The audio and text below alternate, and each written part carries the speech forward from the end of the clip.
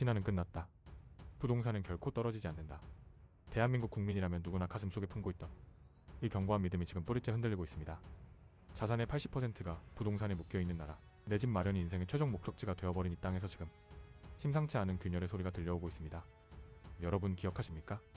불과 몇 년 전 영혼까지 끌어모아 집을 사지 않으면 평생 벼락거지가 될 것이라는 공포가 온 나라를 휩쓸었습니다. 하지만 2026년 현재 그 공포의 방향이 완전히 바뀌었습니다. 이제는 집을 산 사람들이 하우스푸어라는 절벽 끝으로 내몰리고 있습니다. 고금리의 파도는 멈출 줄 모르고 가계부채라는 시한폭탄의 타이머는 이미 영초를 향해 달려가고 있습니다. 오늘 느린 소식에서는 그동안 그 누구도 감히 입 밖으로 꺼내지 못했던 대한민국 부동산 대폭락의 실체와 그 뒤에 숨겨진 잔인한 경제적 속청의 시나리오를 아주 깊게 파헤쳐 보겠습니다. 오늘 이 영상을 끝까지 시청하지 않으신다면 여러분의 전 재산이 걸린 일생일대 선택에서 돌이킬 수 없는 실수를 범하게 될지도 모릅니다. 첫 번째로 직시해야 할 현실은 바로 금리입니다.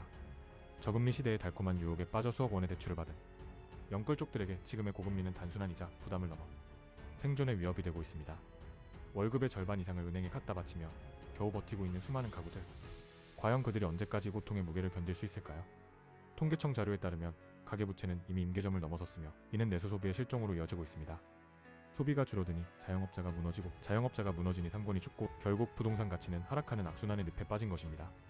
더 무서운 것은 심리적 저지선의 붕괴입니다. 부동산 가격은 결국 누군가 내 집을 더 비싼 가격에 사줄 것이라는 믿음으로 유지됩니다. 하지만 인구 구조가 변화하고 청년층의 구매력이 상실된 지금 그 믿음의 고리는 끊어졌습니다. 강남의 불패 신화조차 흔들리는 지금의 상황은 1990년대 일본의 부동산 버블 붕괴 직전 모습과 소름 끼칠 정도로 닮아 있습니다. 거래 절벽은 심화되고 매물은 쌓여만 가는데 살 사람은 보이지 않는 정적의 시간. 이것이 바로 대폭락의 전조 증상입니다. 두 번째 시나리오는 바로 공급의 역설입니다. 집값이 치솟던 시절 건설사들은 앞다투어 분양 물량을 쏟아냈습니다. 그리고 이제 그 물량들이 입주 시기를 맞이하고 있습니다. 하지만 결과는 처참합니다. 입주를 포기하는 세대가 늘어나고 미분양 습치는 역대 최고치를 경신하고 있습니다. 특히 수도권 외곽과 지방 도시들은 이미 유령 아파트 단지들로 가득 차 있습니다. 밤이 되어도 불이 켜지지 않는 아파트 숲을 보신 적이 있습니까? 이는 단순히 건설사의 위기가 아닙니다.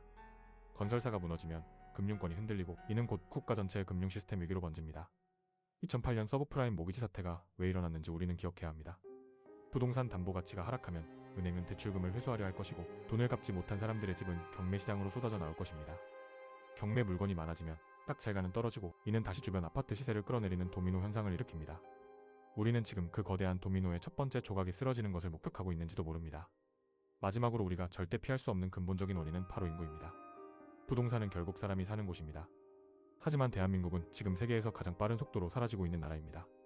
합계 출산율 0.7명대라는 수치는 더 이상 아파트를 사줄 다음 세대가 존재하지 않는다는 사형 선고나 다름없습니다. 학교가 문을 닫고 아이들의 웃음소리가 사라진 동네에 누가 집을 사겠습니까? 지금의 집값은 과거 인구 팽창기의 데이터를 기반으로 형성된 거품입니다. 하지만 이제 그 인구의 파도가 썰물처럼 빠져나가고 있습니다. 빈집이 늘어나고 도시의 활력이 죽어가는 현상은 이제 지방을 넘어 수도권 핵심 지역까지 위협하고 있습니다. 이것은 정책으로 막을 수 있는 문제가 아닙니다. 인구 구조라는 거대한 자연의 섭리 앞에 부동산 불패 신화는 무릎을 꿇을 수밖에 없습니다. 우리는 지금 자산 가치의 대이동, 즉 부의 대전환 시기를 지나고 있는 것입니다. 부동산 시장의 겨울은 생각보다 길고 추울 것입니다. 하지만 위기 속에는 늘 기회가 숨어 있습니다. 지금 우리가 해야 할 일은 막연한 낙관론에 취해 있는 것이 아니라 차가운 통계와 현실을 직시하고 나만의 생존 전략을 짜는 것입니다. 부채를 줄이고 현금 흐름을 확보하며 변화하는 시대의 흐름을 읽어야 합니다. 오늘 전해드린 이 잔인한 시나리오가 여러분의 자산을 지키는 방패가 되기를 진심으로 바랍니다. 여러분은 대한민국 부동산의 미래를 어떻게 전망하십니까? 정말 대폭락은 피할 수 없는 현실일까요? 여러분의 솔직한 생각과 처한 상황을 댓글로 남겨주세요. 서로의 정보를 공유하는 것이 위기를 극복하는 첫걸음이 될 것입니다. 내용이 유익하셨다면 구독과 좋아요, 알림 설정 꼭 부탁드립니다. 꾸준하게 시청해주신 분들에게 감사 인사드립니다. 지금까지 느린 소식이었습니다.